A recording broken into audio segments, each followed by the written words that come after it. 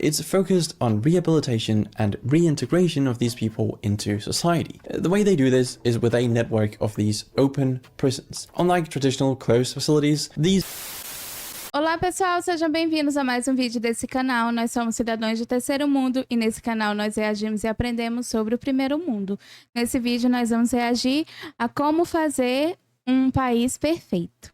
Então aproveite a oportunidade, considere se inscrever em nosso canal, clique no gostei, compartilhe esse vídeo e visite o nosso Instagram para fazer mais sugestões de conteúdos como esse. E agora, vamos para a reação. This is the closest we have to perfection, a cold and dark country where prisoners run free. Yes, it is the best we have, because these people are the happiest in the world. If you haven't guessed it, it's Finland, but the Finns aren't just happy, they are truly satisfied with their life and country. And they've created the closest thing to a utopia, which sounds strange considering what I just mentioned, but it turns out Finland outranks my country, Denmark. And we get praised all the time for having a perfectly functioning society, so how could Finland possibly be better? Well, it turns out they do a few key things differently and some other things way better than us and the rest of the world. But they also have one surprising secret to their insane levels of happiness and health that I didn't expect or really believed in until I dug deeper and tried it myself. I'll reveal that and why their prisoners aren't locked up as well later, but for now, take a look at this chart. It ranks how prepared cities are for the future of transportation. You can think of it like the Olympics of urban transportation. Things like public transit, walkability, cycling, electric vehicles, and even resilience to climate change is taken into account. And here, Helsinki, Finland's capital, got the gold medal. It's important for our discussion about their perfection because perfection isn't just about how good you are right now, it's about the future too. Helsinki is great and it will only get better, but if we zoom out and look at Finland as a whole, I can show you one of their core secrets. Então a gente tem que realmente levar em consideração o que ele está dizendo, porque ele é um dinamarquês e ele está falando da Finlândia. Então é muito interessante a gente ver por uma perspectiva, pelo ponto de vista de alguém que é de um país nórdico. Muitas das vezes dos vídeos que a gente reage são pessoas que estão visitando a Finlândia, conhecendo, e através deles a gente acaba conhecendo do país. Mas é muito interessante ver pela perspectiva de uma pessoa que também é de um país nórdico. É verdade, é muito interessante porque às vezes a gente pode ter uma ideia de que, na verdade, eles são todos iguais, né? Mas a verdade não, existe diferença entre eles e diferença até também na questão de desenvolvimento, né? É difícil acreditar, mas tem essa diferença entre eles, né?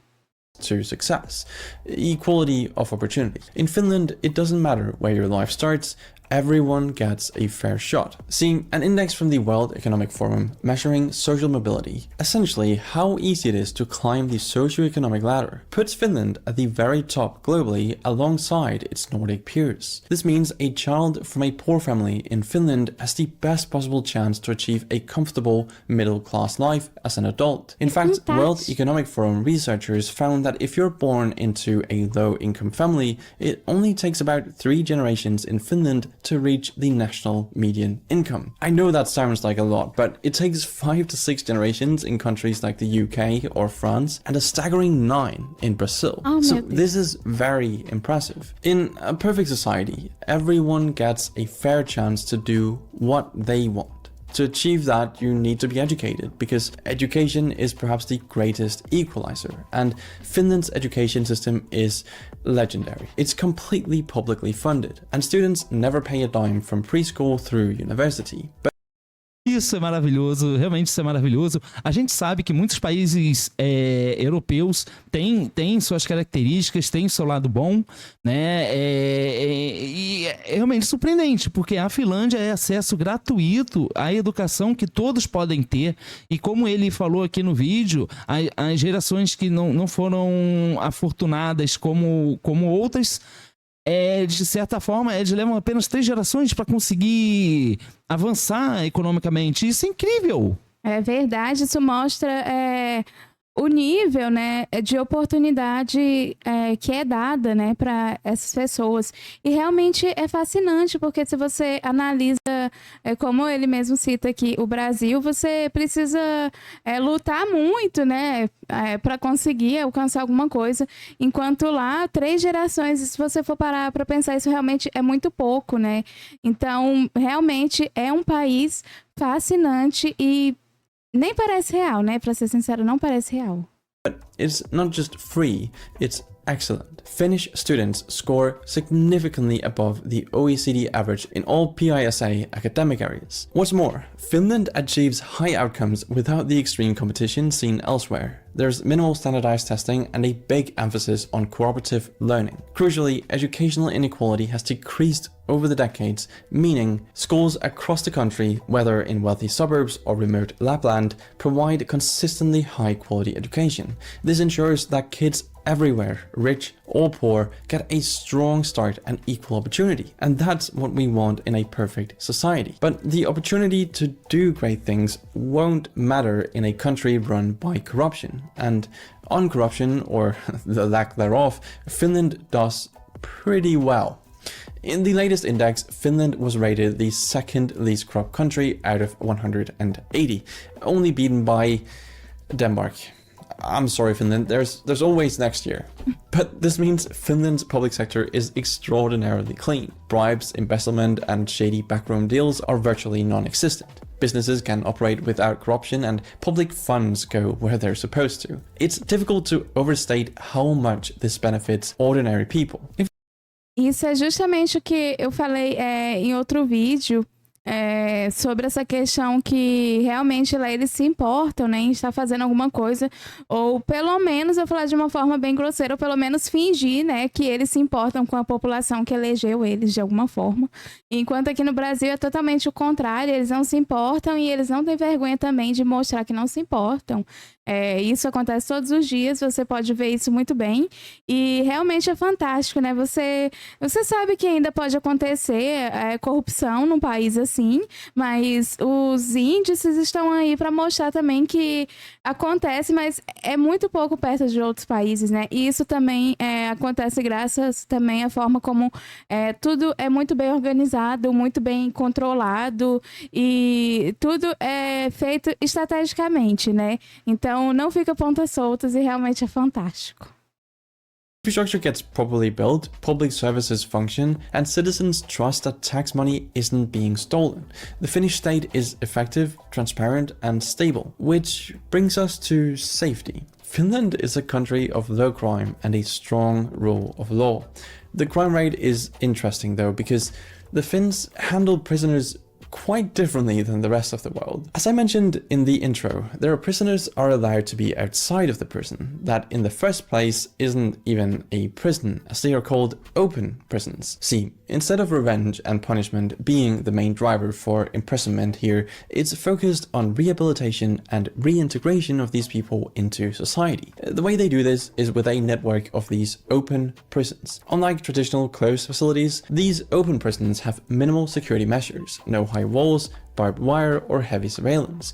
Inmates reside in dormitory-style accommodations and are often permitted to wear their own clothes, creating an environment that mirrors everyday society. A key aspect of open prisons is the autonomy granted to inmates. They can leave the premises for work or educational purposes, and some are even allowed to own vehicles and host overnight guests. This approach fosters responsibility and eases the transition back into the community. Education and vocational training are therefore integral to the rehabilitation process. Prisons collaborate with local educational institutions to offer courses ranging from basic literacy to vocational qualifications. And notably, inmates have opportunities to engage in modern fields such as artificial intelligence, participating in projects that involve training AI systems, which is really cool. I mean, we have to remember these people, for the most part, are gonna be back into society at some point. Sure, they should get their punishment, but we also need them to be a part of our community and society, and they need to be able to function when they get out. And they won't be if they're just chucked in a prison somewhere and forgotten for 10 years. So I think this is really good. And the results speak. Em nosso país, todas as prisões são muito lotadas, as pessoas são colocadas em condições desumanas, as pessoas morrem na prisão, acontecem coisas terríveis nas prisões, existem controles nas prisões de bandidos e o Estado é completamente ineficiente para dar conta de tudo isso. E realmente a Finlândia está dando um exemplo, porque não adianta você punir. O cidadão ele já está sendo punido por ter a liberdade dele privada. Mas na Finlândia é diferente. Na Finlândia, você reinsere a pessoa na sociedade. Enquanto em outros países como o nosso, por exemplo, a única coisa que tem na cabeça é a punição. Não visa recuperar ninguém. Então essa pessoa, quando ela sair da prisão, ela vai sair querendo fazer maldade com os outros, porque ela tá frustrada, ela quer descontar essa frustração em alguém. E os finlandeses compreenderam isso muito bem, e isso é incrível. É verdade, e o que me chama a atenção é que para adotar isso aqui teria que ser reestruturado, né? Não teria como simplesmente trazer isso aqui, a gente teria que realmente mexer todas as peças para tentar inserir uma ideia dessa, né, aqui. Então realmente seria muito difícil, mas é fantástico, né? Porque é um país que quebra tabus, né? Quebra paradigmas, fazendo tudo que eles fazem lá. Então realmente é maravilhoso. For this as well. But this begs the question, if you have prisoners running around semi-freely, what about personal safety? Well, I don't think there is a better way to explain it than to just show you. Look at this. It's a baby stroller standing unattended in the street in a big city, with a baby in it, in the middle of winter. And it's not the only one. Wow. Everywhere you go, you'll see this. Unattended baby strollers with babies in them. It's a common practice across the Nordics. We also do it here in Denmark. We do it because it's good for the baby and we trust it won't be taken. Finland is one of the safest countries on earth. No one is gonna steal a baby. But imagine doing this in LA or New York. People would call you crazy, irresponsible, and probably take your child into child protective care. But it's worth noting that other top-tier countries also excel in some aspects here. Denmark, for instance, is equally low corruption and high trust, as I mentioned with the baby strollers, and Japan is another society with very low crime. Norway and New Zealand match Finland's clean governance, but Finland manages to combine all these elements to the highest level, a trifecta of trust, safety, and effective governance. It's rare to find a country that has zero of the major societal ills: violent crime, rampant corruption, political turmoil, and instability. But Finland seems to have figured it out. That means energy that would be spent dealing with those problems can instead go into positive pursuits like education, innovation, healthcare, and community well-being. Finland's government is not only transparent but also competent and caring, which reinforces a cycle of trust. People abide by laws and pay taxes largely willingly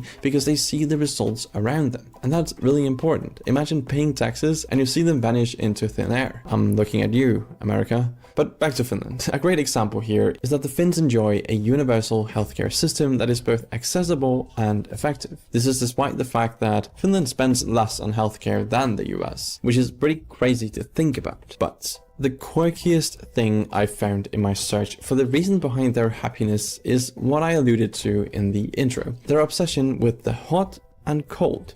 Let me explain. There are 5.5 million people in Finland and 3.2 million saunas. Yes, saunas. And that's just the official number. There are a lot more if you account for those that aren't reported. This is crazy and interesting enough on its own, but between their sauna sessions, they jump into the ice-cold water in the middle of winter. This hot and cold therapy has been part of the Finnish culture for thousands of years, but why? What's the point? Well, recent research suggests this very well could be their secret to their high levels of mental and physical health. So, as a believer in the scientific method, I had to try it out myself to see what would happen to me. So I went into a sauna, heated to 90 degrees Celsius or 194 degrees Fahrenheit, and sat there for 15 minutes. I was pretty warm when I exited the sauna, so I was kind of excited to jump in the ocean, and it turned out it was 10 degrees Celsius or 50 degrees Fahrenheit cold. And cold it was. Yeah, really, really, really cold. But what happened after? Well, I was very relaxed. The stress I had inside of me went away, and I was noticeably happier. Caramba, These benefits fantástico. are also what's seen in the research. Dr. Susanna Suba, a Danish metabolic scientist, has extensively researched the health benefits of alternating hot and cold exposure. Her study on this reveals that this thermal cycling can boost mental well-being, enhance metabolism, and improve cardiovascular health. And it's believed to activate brown fat, improve circulation, and release endorphins, contributing to Finland's high happiness and health rankings. It's definitely something I can recommend. It was pretty fun and I felt great afterwards. I can definitely see how the Finns keep doing this for centuries, even millennia, and feel good about it. But let's look at Finland from a big picture perspective.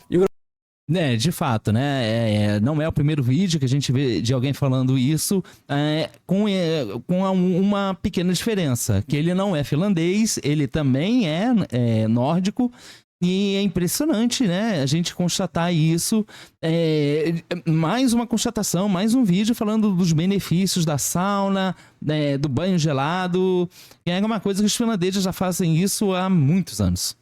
I would argue there are few places in the world and in world history where such a large portion of the population has the basics covered. Nobody's stressing about food, rent's not eating half their paycheck, healthcare is handled, kids are getting top-tier education for free, and because work doesn't swallow up their lives, they've actually got time to recover, time to see friends, time to just be. That's why they're happier, because the basics are taken care of. And sauna mixed with some cold plunging makes everyday life more enjoyable, especially during the winter. But that's why the Finns are so happy.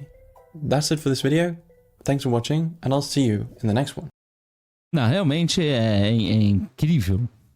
Realmente, eu fico sem palavras, porque isso que ele fala são coisas que a gente já havia constatado em outros vídeos, né? Mas é inegável que é um país... É a impressão que eu tenho que está tudo sob controle. Então, é realmente feito tudo de forma estratégica. E como ele fala, né, eles têm acesso ao básico, né? Então, tipo, por eles terem acesso ao básico, isso já coloca... como eu posso dizer? Quando você não tem acesso, né, ao básico, isso acaba te colocando numa situação em que você se vê muito, numa situação muito humilhante, né? Então isso acaba já minando a sua autoestima, a sua vontade de correr atrás das coisas ou conquistar alguma coisa. E lá eles colocam isso, como se fosse um incentivo, né? Então realmente é um país fantástico, a forma como eles confiam uns nos outros é realmente fantástico e inspirador, porque é difícil acreditar que você pode ter uma confiança assim hoje, mas existe ainda isso lá. Essa questão dos bebês também realmente é muito doido. Eu me pergunto se até hoje isso acontece. Ele deu a entender que sim, né? Mas realmente é fantástico. Eu não tenho nem o que dizer. É um país encantador. Não, sem dúvidas, é um país incrível. A gente consegue ver aqui como eu posso dizer, a gente consegue ver aqui a fórmula da Finlândia em sempre estar entre os países mais felizes do mundo. Então, a gente consegue ver aqui a fórmula. Educação, acesso à educação, as coisas básicas, como você mesmo disse. E uma coisa para os finlandeses e para as pessoas que moram em países e estão pagando seus impostos, pelo menos na Finlândia vocês estão vendo esse retorno, né? A sociedade saudável, o país bem, todas as pessoas tendo oportunidade. Isso é uma coisa que para quem mora na Finlândia, é um privilégio. Porque em nosso país a gente não tem nada disso, a gente não tem nenhuma condição semelhante, e aqui a gente paga os impostos e a gente simplesmente não sabe o que acontece com os impostos, porque a gente não vê o retorno deles. Simplesmente é isso que acontece. Então a Finlândia, a fórmula, é só olhar para os países nórdicos e a fórmula está lá. A gente precisa aprender com eles, e a Finlândia é um ótimo exemplo. E incrível que é a Finlândia. Mas essa é a reação desse vídeo, portanto aproveite a oportunidade, considere se inscrever no nosso canal, clique no gostei, compartilhe esse vídeo e visite o nosso Instagram para fazer mais sugestões de conteúdos como esse. Muito obrigada por assistir esse vídeo, nos vemos na próxima reação. Tchau!